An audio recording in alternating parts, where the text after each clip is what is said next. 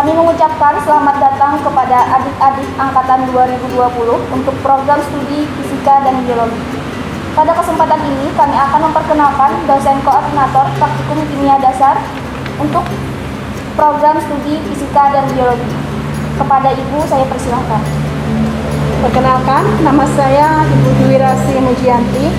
Saya akan menjadi dosen koordinator praktikum kimia dasar untuk program studi fisika. Perkenalkan, nama saya Dahlena Aryani. Saya selaku dosen koordinator untuk praktikum kimia dasar program studi biologi. Pada video pertama ini, dosen koordinator juga akan menyampaikan sepatah dua patah kata mengenai praktikum yang akan dilaksanakan pada semester ini.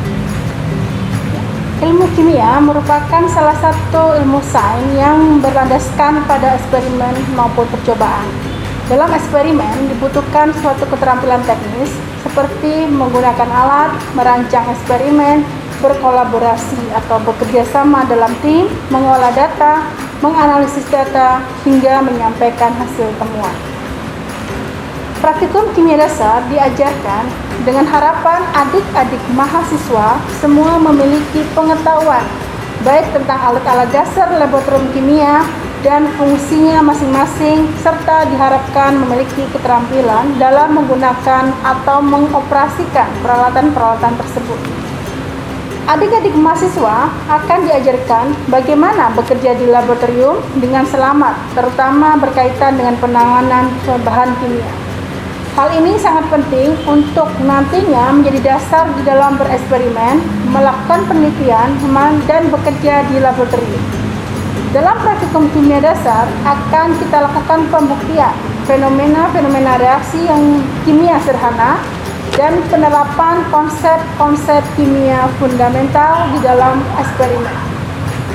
Mengingat saat ini kita masih berada dalam kondisi pandemi COVID-19, maka praktikum kimia dasar yang sedianya kita laksanakan secara langsung atau nyata di laboratorium, maka kali ini dengan sangat terpaksa harus kita laksanakan secara daring.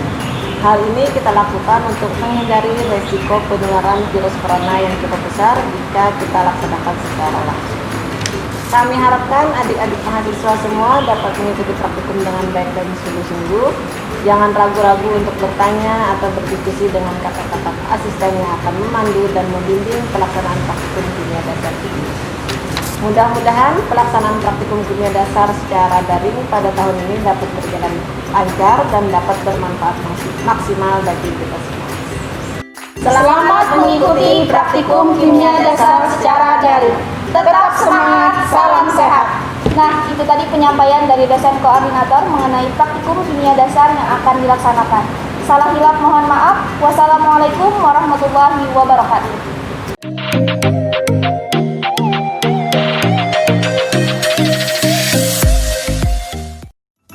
Assalamualaikum warahmatullahi wabarakatuh. Hari ini kita akan melaksanakan praktikum kimia dasar percobaan pertama dengan judul pengenalan dan identifikasi alat dan bahan kimia. Tujuan dari praktikum ini yaitu untuk mengkaji dan menganalisis kegunaan dari alat-alat dan bahan-bahan kimia yang akan kita gunakan sesuai dengan praktikum yang akan dijalankan, yaitu praktikum kimia dasar ini. Nah, pada dasarnya, setiap alat dan bahan kimia yang ada di laboratorium memiliki nama yang juga menunjukkan kegunaan dan fungsi dari masing-masing alat tersebut. Nah, oleh karenanya, praktikum ini kita laksanakan agar kita dapat menjalankan praktikum kimia dasar ini setiap judulnya dengan baik. Yang pertama, pipet tetes. Pipet tetes ini berbahan dasar kaca ataupun plastik. Ujungnya runcing. Fungsi dari pipet tetes ini untuk mengambil larutan dengan skala kecil. Yang berikutnya yaitu pipet gondok atau bisa juga disebut sebagai pipet volume. Nah, berbeda dengan pipet tetes yang hanya bisa memindahkan larutan dengan tetesan-tetesan kecil, untuk pipet volume ini dia memiliki volume yang tepat. Seperti yang dipegang ini yaitu 10 ml, jadi dia bisa memindahkan larutan dengan volume 10 ml dari satu wadah ke wadah lainnya. Yang berikutnya ada pipet ukur. Pipet ukur ini memiliki skala tertentu, fungsinya untuk mengambil larutan dengan volume tertentu.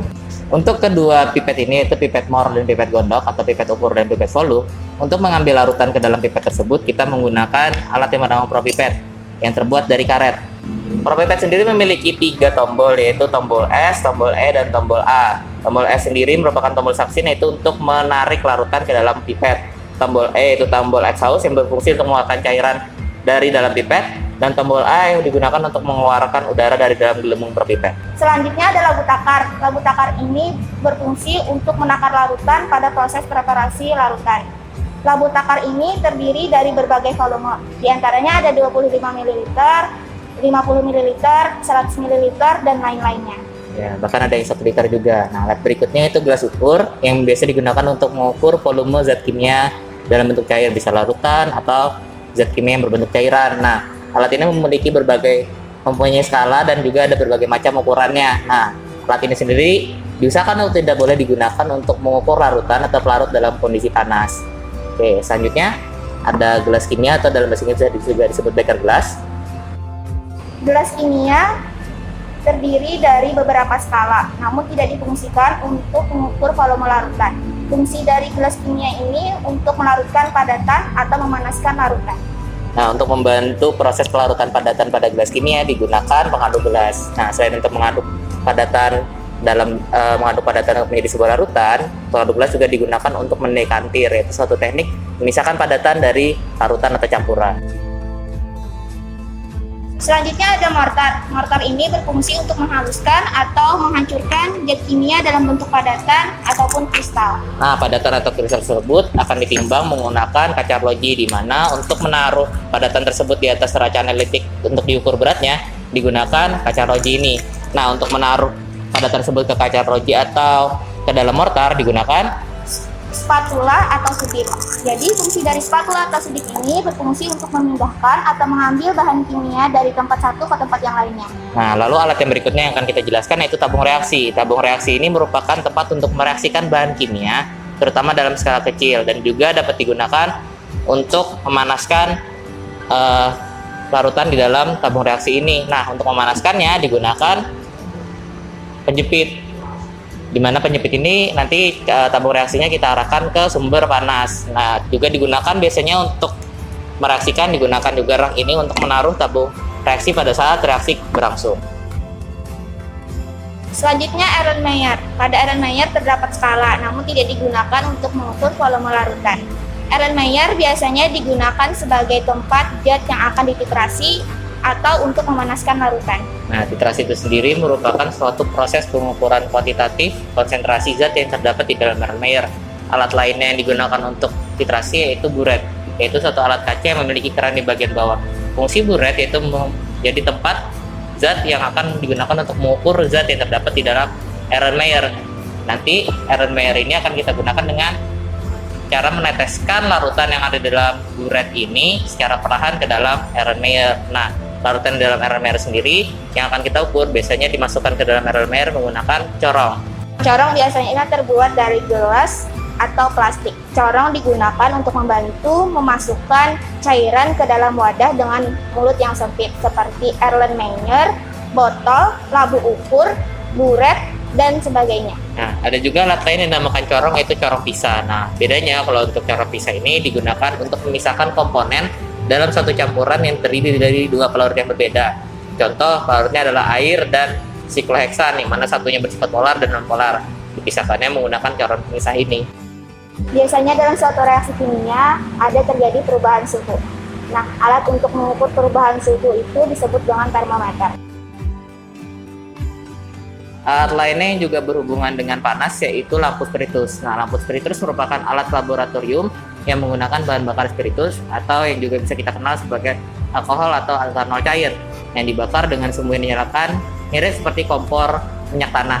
Nah, pembakaran spiritus ini digunakan untuk memanaskan gelas kimia yang berisi larutan untuk meningkatkan laju reaksi kimia pada larutan tersebut. Alat yang terakhir yaitu elektroda. Alat ini berfungsi sebagai tempat terjadinya reaksi dalam sel elektrokimia.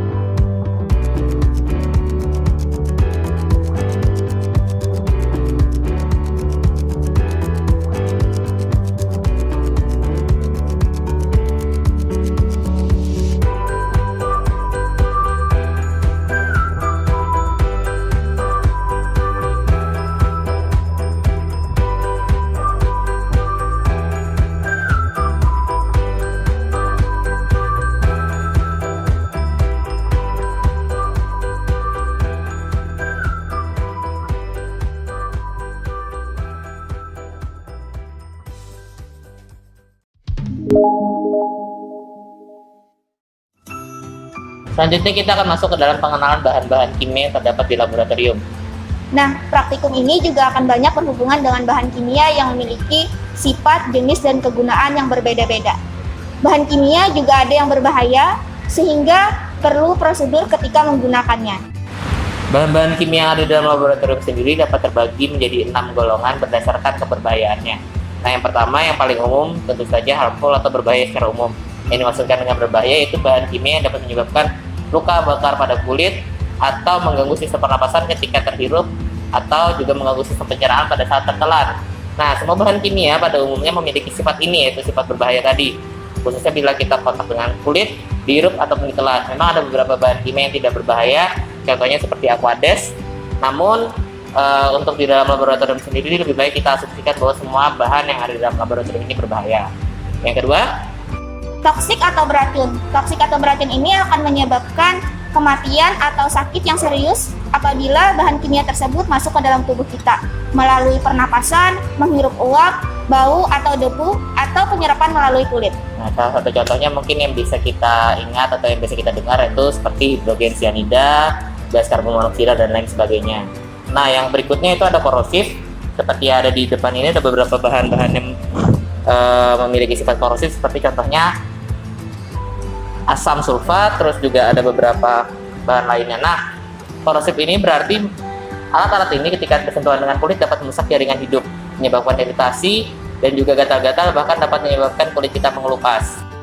Yang keempat, flammable atau mudah terbakar. Senyawa ini memiliki titik nyala yang rendah dan bahan yang bereaksi dengan air atau membasahi udara untuk menghasilkan gas yang mudah terbakar. Nah, contohnya untuk beberapa bahan yang kita gunakan pada praktikum ini ada yang bersifat flammable seperti larutan fenolftalin yang bisa kita gunakan sebagai indikator pH. Yang kelima ada eksplosif atau mudah meledak. Nah, produk ini dapat meledak dengan adanya panas, guncangan, atau bahkan gesekan. Nah, produk-produk yang mudah meledak itu biasanya berupa gas atau juga ada beberapa senyawaan atau larutan lain yang juga dapat mudah meledak, seperti senyawa-senyawa organik.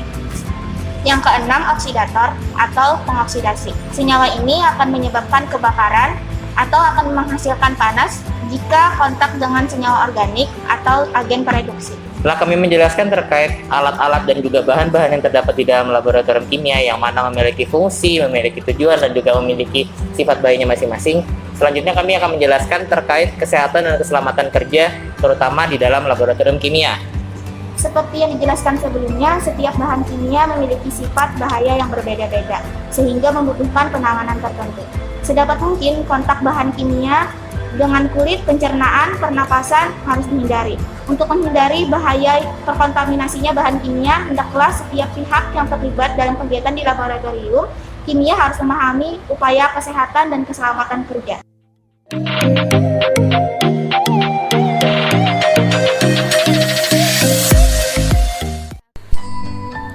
Oke, kita akan masuk ke percobaan 2. Di sini kita akan ngebahas tentang kesehatan dan keselamatan kerja di laboratorium. Ada beberapa tahapan bekerja di laboratorium. Yang pertama adalah tahap persiapan.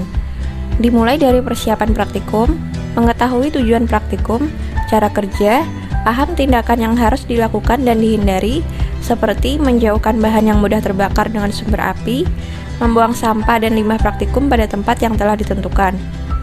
Selanjutnya adalah mengetahui jenis bahan yang digunakan dan sifat-sifat bahannya, seperti mudah terbakar, toksik, karsinogenik, dan paham cara penanganannya. Berikutnya adalah mengetahui setiap alat yang akan digunakan dan memahami cara kerja setiap alat tersebut. Yang terakhir adalah mempersiapkan peralatan pelindung tubuh seperti jas lab, kacamata Google, sarung tangan karet, sepatu, masker, dan sebagainya sesuai kebutuhan praktikum. Yang kedua adalah tahap pelaksanaan. Di tahap pelaksanaan ini, kita diharuskan menggunakan pelindung seperti kacamata, baju jas laboratorium, dan sepatu. Sebelum mengambil pereaksi, baca etiket setiap botol pereaksi dengan cermat. Jangan mencium bahan kimia secara langsung, tetapi cium bau zat kimia dengan cara mengibaskan dengan tangan terlebih dahulu. Tetap berprinsip bahwa semua bahan kimia di laboratorium itu berbahaya. Tidak diperkenankan makan dan minum selama di laboratorium karena beresiko untuk tercemar zat kimia. Membuang sisa percobaan pada tempatnya sesuai dengan sifat sisa bahan yang digunakan.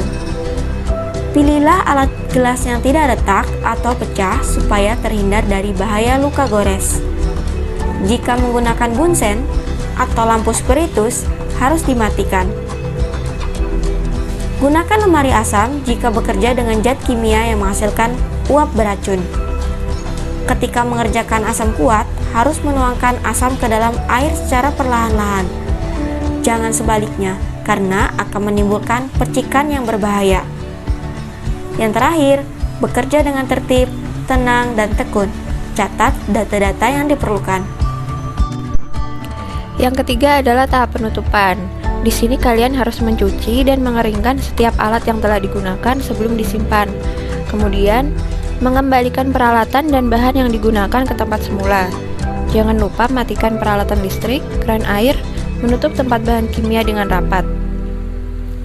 Kemudian, bersihkan meja dan area tempat kerja. Yang terakhir adalah keluar dari laboratorium dengan tertib. Di percobaan kedua ini, kalian akan mempelajari penanganan limbah bahan kimia. Yang pertama, limbah bahan kimia tidak boleh dibuang langsung ke lingkungan. Kedua, buang segera limbah bahan kimia setelah pengamatan selesai. Ketiga, kenali jenis bahan kimia dan buang sesuai jenisnya. Keempat, limbah organik dan anorganik harus dipisahkan. Kelima, limbah cair yang tidak berbahaya seperti deterjen boleh langsung dibuang dengan dialiri air yang banyak. Yang terakhir, limbah cair yang tidak larut dalam air dan beracun dikumpulkan pada botol khusus dan diberi label yang jelas. Gak kalah penting, di percobaan 2 ini kita akan mempelajari penanganan bila terkena bahan kimia. Bila terjadi kecelakaan kerja, perhatikan hal-hal berikut. Yang pertama, tetap tenang dan jangan panik. Kedua, segera minta bantuan teman atau petugas laboratorium yang ada di dekat kalian. Kemudian ketiga, kenali bahan kimia yang mengenai tubuh agar dapat ditangani dengan tepat. Kemudian yang keempat, bersihkan bagian yang mengalami kontak langsung dengan bahan kimia seperti membilas dengan air. Kemudian kelima, bila terkena tumpahan bahan kimia di kulit, jangan digaruk, bisa menyebabkan iritasi. Kemudian yang keenam, bawalah keluar ruangan supaya banyak menghirup oksigen. Yang terakhir, segera bawa ke fasilitas kesehatan terdekat bila membutuhkan penanganan lebih lanjut. Kemudian, kita juga akan mempelajari penanganan bila terjadi kebakaran di laboratorium. Yang pertama, tetap tenang dan jangan panik. Kedua, segera bunyikan alarm tanda bahaya. Yang ketiga, identifikasi bahan yang terbakar sesuai kelasnya, A, B, atau C. Padamkan dengan kelas pemadam yang sesuai, contohnya kebakaran bahan kelas B seperti bensin, minyak tanah, dan lain-lain. Maka tidak boleh disiram dengan air. Keempat, hindari menghirup asap secara langsung. Gunakan masker atau tutup hidung dengan sapu tangan. Kelima, tutup pintu untuk menghambat api membesar. Yang terakhir, cari bantuan pemadam kebakaran. Oleh karenanya, nomor telepon pemadam harus ada di laboratorium.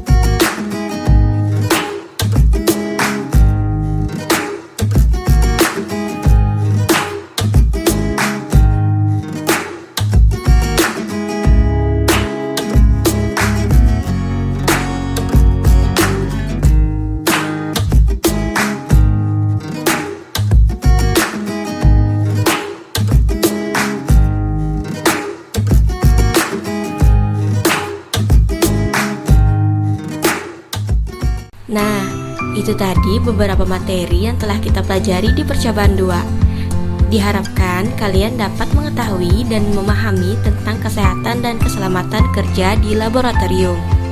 Sekian, terima kasih. Wassalamualaikum warahmatullahi wabarakatuh. Selamat belajar ya.